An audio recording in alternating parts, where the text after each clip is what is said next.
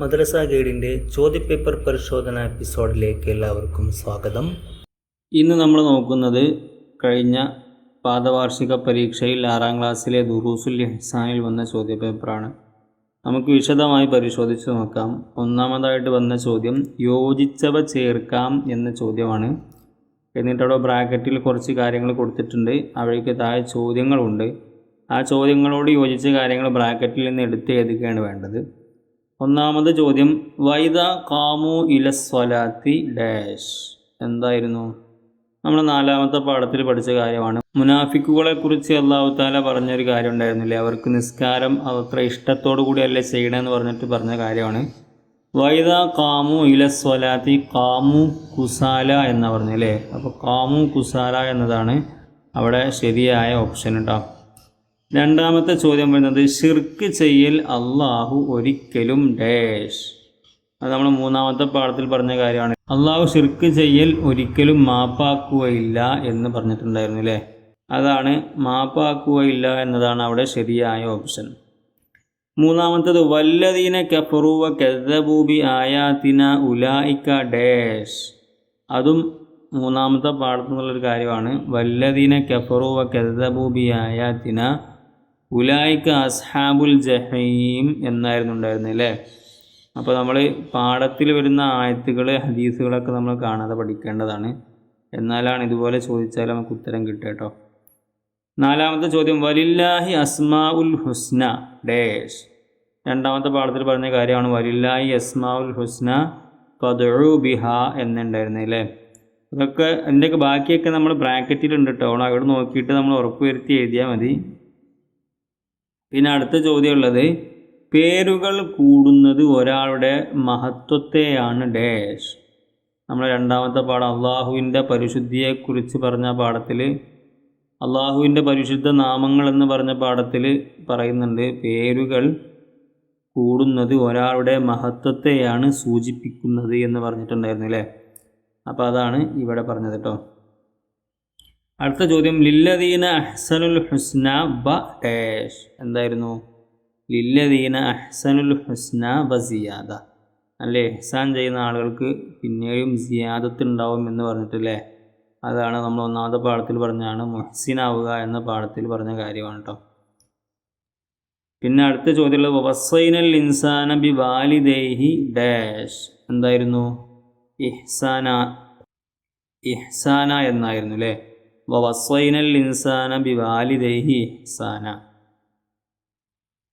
അപ്പോൾ നമ്മൾ മനസ്സിലാക്കേണ്ടത് നമ്മൾ പാഠഭാഗത്ത് പറഞ്ഞ ആയത്തുകൾ ഹദീസുകളൊക്കെ നമ്മൾ കാണാതെ പഠിക്കേണ്ടതുണ്ട്. എന്നാലാണ് ഇതുപോലത്തെ ചോദ്യങ്ങൾക്ക് നമുക്ക് ഉത്തരം എഴുതാൻ കഴിയുക. ഇനി അടുത്ത ചോദ്യമുള്ളത് പൂർത്തിയാക്കാം എന്ന രൂപത്തിലുള്ള ചോദ്യമാണ്. അവിടെ കൊടുത്തിട്ടുണ്ട് ചില പാഠഭാഗത്തു നിന്നുള്ള ചില ഭാഗങ്ങൾ അവിടെ കൊടുത്തിട്ടുണ്ട്. അതിൻ്റെ ബാക്കി വിട്ടുപോയത് നമ്മൾ എഴുതി കൊടുക്കുകയാണ് വേണ്ടത്. 1ാമത്തെ ചോദ്യമുള്ളത് അള്ളാഹുവിന് 99 ഡാഷ്. 2ാമത്തെ പാഠത്തിനുള്ള ചോദ്യമാണ് അള്ളാഹുവിന് 99 നാമങ്ങളുണ്ട് എന്നായിരുന്നു അല്ലേ. പരിശുദ്ധ നാമങ്ങളുണ്ട് എന്നായിരുന്നു കേട്ടോ. അള്ളാഹുവിന് 99 പരിശുദ്ധ നാമങ്ങളുണ്ട്.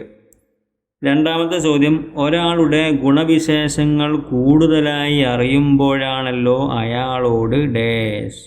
അതും 2ാമത്തെ പാഠത്തിനുള്ള ചോദ്യമാണല്ലേ. അള്ളാഹുവിൻ്റെ പേരുകൾ നമ്മൾ എന്തിനാ പഠിക്കണം എന്നുള്ളതിനെ കുറിച്ച് പറഞ്ഞതാണ്.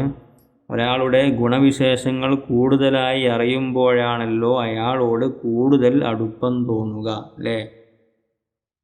നമുക്ക് എല്ലാ ബന്ധവും കടപ്പാടുമുള്ള അള്ളാഹുവിൻ്റെ പേരുവിവരങ്ങൾ നമ്മൾ നന്നായി അറിയണം അല്ലേ. അപ്പോൾ അത് നമ്മുടെ ബാധ്യതയാണ്. കൂട്ടത്തിൽ നമുക്ക് കൂടുതൽ പേരുകളുടെ വിശേഷങ്ങൾ അറിഞ്ഞാൽ മാത്രമാണ് അള്ളാഹുവിനോട് കൂടുതൽ അടുപ്പം തോന്നുക എന്ന് പറഞ്ഞിരുന്നു അല്ലേ. അപ്പോൾ അതിനെക്കുറിച്ച് പറഞ്ഞു കൊടുത്താണ് പറഞ്ഞത് ഈ കാര്യം. അപ്പോൾ നമ്മൾ പാഠത്തിലുള്ള എല്ലാ ഭാഗങ്ങളും നമ്മൾ മനസ്സിലാക്കി വെക്കണം. 3ാമത്തെ ചോദ്യം വരുന്നത് ലൗകാന ഫീഹിമ ആലിഹത്തുൻ ഇല്ലല്ലാഹു ഡാഷ് എന്തായിരുന്നു? 2ാമത്തെ പാഠം അവൻ ഏകനാണ് എന്ന പാഠത്തിൽ ഒന്നിലധികം ഇലാഹുകൾ ഉണ്ടായാൽ എന്താണ് കുഴപ്പമെന്നൊക്കെ പറഞ്ഞാണ്. 2 സൃഷ്ടാക്കൾ ഉണ്ടായാൽ നാശം ഉറപ്പാണ് എന്നൊക്കെ പറഞ്ഞുകൊടുത്ത് ഖുർആൻ പറയുന്നൊരു കാര്യം പറഞ്ഞിട്ടുണ്ടായിരുന്നു. ലൗകാന ഫീഹിമ ആലിഹത്തുൻ ഇല്ലല്ലാഹു ലഫസദതാ എന്ന് പറഞ്ഞില്ലേ. ആകാശഭൂമികളിൽ അള്ളാഹുവിനെ കൂടാതെ മറ്റു ദൈവങ്ങൾ ഉണ്ടായാൽ അവ നശിച്ചതു തന്നെ എന്നാണ് അതിൻ്റെ അർത്ഥം. അപ്പോൾ അത് ആയത്തും അതിൻ്റെ അർത്ഥമൊക്കെ നമ്മൾ കൃത്യം മനസ്സിലാക്കി വെക്കണം കേട്ടോ. ഇനി അടുത്ത ചോദ്യം വരുന്നത് മൻ അഹബ്ബ ലിഖാ അല്ലാഹി ഡാഷ്. എന്തായിരുന്നു നമ്മൾ 4ാമത്തെ പാഠത്തിനുള്ള ചോദ്യമാണ്. മൻ അഹബ്ബ ലിഖാ അല്ലാഹി അഹബ്ബല്ലാഹു ലിഖാഅഹു. അല്ലേ, ഒരാൾ അള്ളാഹുവിനെ കാണാൻ ആഗ്രഹിക്കുകയാണെങ്കിൽ അവനെ കാണാൻ അള്ളാഹുവിനും ആഗ്രഹം ഉണ്ടാവും അല്ലേ എന്ന അർത്ഥത്തിലുള്ള കാര്യമായിരുന്നു നബി സല്ലല്ലാഹു അലൈഹി വസല്ലം പറഞ്ഞ കാര്യമാണ്. ഇപ്പോൾ നേരത്തെയൊക്കെ പറഞ്ഞതുപോലെ നമ്മുടെ പാഠത്തിലുള്ള എല്ലാ ആയത്തുകളും ഹദീസുകളും നമ്മൾ കാണാതെ പഠിക്കേണ്ടതാണ് കേട്ടോ. അസ്ഖലു സ്വലാത്തി അലൽ മുനാഫിഖീന ഡാഷ്. മുനാഫികൾക്ക് നിസ്കരിക്കാൻ ഇഷ്ടക്കേടുണ്ടാവും എന്ന് പറഞ്ഞിരുന്നില്ലേ, അതിൽ പ്രത്യേകമായ ചില നിസ്കാരങ്ങളെക്കുറിച്ച് പറഞ്ഞിട്ടുണ്ടായിരുന്നു. അതിനെക്കുറിച്ച് പറഞ്ഞതാണ് അസ്ഖലു സ്വലാത്തി അലൽ മുനാഫിഖീന സ്വലാത്തുൽ ഇശാഇ വ സ്വലാത്തുൽ ഫജ്രി എന്ന് പറഞ്ഞില്ലേ. ഇശാ നിസ്കാരവും അതുപോലെ സുബഹി നിസ്കാരവും മുനാഫിക്കുകൾക്ക് അധികരിച്ച പ്രയാസമുള്ള നിസ്കാരങ്ങളാണ് എന്ന രൂപത്തിൽ പറഞ്ഞിരുന്നില്ലേ.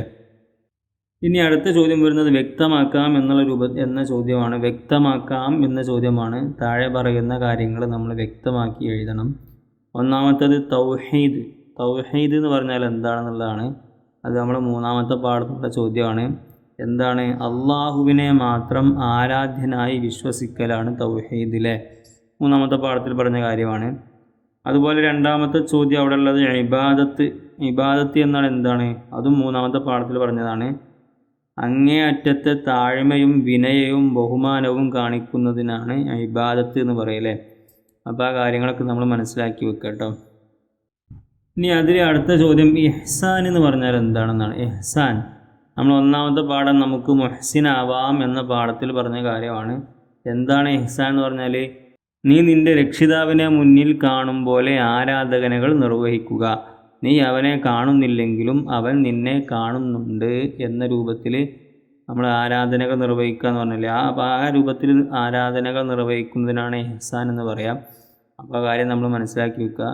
ആ പാഠത്തിൽ വേറെയും ഒരുപാട് കാര്യങ്ങൾ പറയുന്നുണ്ട്. ജിബ്രീൽ അലൈഹിസ്സലാം നബി സല്ലല്ലാഹു അലൈഹി വസല്ലമിൻ്റെ അടുക്കൽ വന്ന് ഒരുപാട് കാര്യങ്ങൾ ചോദിച്ചപ്പോൾ നബി സല്ലല്ലാഹു അലൈഹി വസല്ലം പറഞ്ഞ മറുപടിയും അതുമായി ബന്ധപ്പെട്ട് കുറേ കാര്യങ്ങളാണ് ആ പാഠത്തിൽ പറയുന്നത് അല്ലേ. അപ്പോൾ ആ കാര്യങ്ങളൊക്കെ നമ്മൾ കൃത്യമായി മനസ്സിലാക്കി വെക്കണം കേട്ടോ. ഇനി അടുത്ത ചോദ്യം വരുന്നത് ഉത്തരം എഴുതാമെന്ന ചോദ്യമാണ്. നാം നന്മയിൽ വർത്തിക്കണം. ആരോടെല്ലാം നമ്മൾ നല്ല നിലയിൽ വർത്തിക്കണം. നമ്മളെ 1ാമത്തെ പാഠത്തിൽ പറഞ്ഞ കാര്യമാണ്. ആരാണ്? അയൽവാസികൾ, വീട്ടുകാർ, കൂട്ടുകാർ, നാട്ടുകാർ എല്ലാവരുമായും നാം നന്മയിൽ വർത്തിക്കണം എന്ന് പറഞ്ഞിട്ടുണ്ടായിരുന്നു അല്ലേ. അടുത്ത ചോദ്യമുള്ളത് നീ മുഹ്സിനാവുക എന്ന് നബി സല്ലല്ലാഹു അലൈഹി വസല്ലം ആരോടാണ് പറഞ്ഞത്? പറഞ്ഞത്? സ്വർഗം ലഭിക്കാനുള്ള അമൽ പറഞ്ഞു തരാൻ ആവശ്യപ്പെട്ട ഒരാളോട് പറഞ്ഞതാണല്ലേ. സ്വർഗം ലഭിക്കാനുള്ള അമൽ പറഞ്ഞു തരുമെന്ന് പറഞ്ഞാണ്ട് ഒരാൾ ചോദിച്ചപ്പോൾ അയാളോട് പറഞ്ഞതാണ് എന്ത്? നീ മുഹ്സിനാവുക എന്നല്ലേ.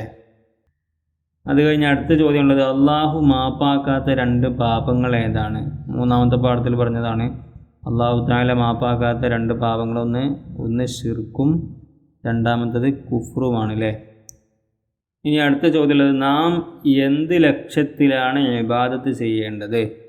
4ാമത്തെ പാഠത്തിലുള്ള ചോദ്യമാണ്. അള്ളാഹുവിൻ്റെ തിരുദർശനം ലക്ഷ്യമാക്കിയാണ് നമ്മൾ ഇബാദത്ത് ചെയ്യേണ്ടത് അല്ലേ. അള്ളാഹുവിൻ്റെ തിരുദർശനം ആർക്കാ ലഭിക്കുക? സ്വർഗവാസികൾക്ക് അവൻ നൽകുന്ന അതിവിശിഷ്ടമായ സൗഭാഗ്യമാണ് അള്ളാഹുവിൻ്റെ തിരുദർശനം എന്നുള്ളത്. ഈ ലക്ഷ്യത്തിലാണ് നാം അവനെ ഇബാദത്ത് ചെയ്യേണ്ടതെന്ന് 4ാമത്തെ പാഠത്തിൽ പറഞ്ഞിട്ടുണ്ടായിരുന്നു അല്ലേ. അപ്പോൾ അതാണ് അതിൻ്റെ ഉത്തരം കേട്ടോ. ഇനി 7ാമത്തെ ചോദ്യം ക്രമത്തിലാക്കാം എന്നുള്ള ചോദ്യമാണ്. അവിടെ കുറച്ച് കാര്യങ്ങൾ ക്രമം തെറ്റിച്ച് കൊടുത്തിട്ടുണ്ട്. അത് ക്രമത്തിലാക്കാണ് വേണ്ടത്. നമ്മൾ 4ാമത്തെ പാഠത്തിൽ ഓർമ്മിക്കാം എന്നുള്ള ഭാഗം ഉണ്ടാണ്. എല്ലാ പാഠത്തിലും ഇങ്ങനെ ഓർമ്മിക്കാം എന്നുള്ള ഭാഗം ഉണ്ടാവാറുണ്ട്. അത് 4ാമത്തെ പാഠത്തിൽ ഓർമ്മിക്കാം എന്നുള്ള ഭാഗത്തുനിന്നുള്ള ചോദ്യമാണ്. അല്ലാഹുമ്മ ഇന്നാ നസ്അലുക ഹുബ്ബക വ ഹുബ്ബ മൻ യുഹിബ്ബുക വ ഹുബ്ബ അമലിൻ യുഖർരിബുനാ ഇലാ ഹുബ്ബിക് എന്ന ആ ഭാഗമാണ്, ആ ദുആണ് അവിടെ കൊടുത്തത്. അപ്പോൾ നമ്മളങ്ങനെ ഓർമ്മിക്കാം എന്നുള്ള ഭാഗത്തുള്ള കാര്യങ്ങളും നമ്മൾ അതിൻ്റെ അറബി കറക്റ്റ് പഠിച്ചു വെക്കണം. അതിൻ്റെ മലയാളവും നമ്മൾ മനസ്സിലാക്കി വെക്കണം കേട്ടോ. ഇനി അടുത്ത ചോദ്യമുള്ളത് പൂർത്തിയാക്കാം എന്നതാണ്. കള്ളികളിൽ അസ്മാഉൽ ഹുസ്ന എഴുതി പൂർത്തിയാക്കണം. അവിടെ അൽ അദൽ എന്ന് കൊടുത്തിട്ടുണ്ട്. അതിൻ്റെ ബാക്കിയുള്ളതൊക്കെ നമ്മൾ എഴുതി കൊടുക്കണം. അപ്പോൾ അൽ അദൽ അതിൻ്റെ ക്രമപ്രകാരം നമ്മൾ എഴുതി കൊടുക്കുകയാണ് വേണ്ടത്.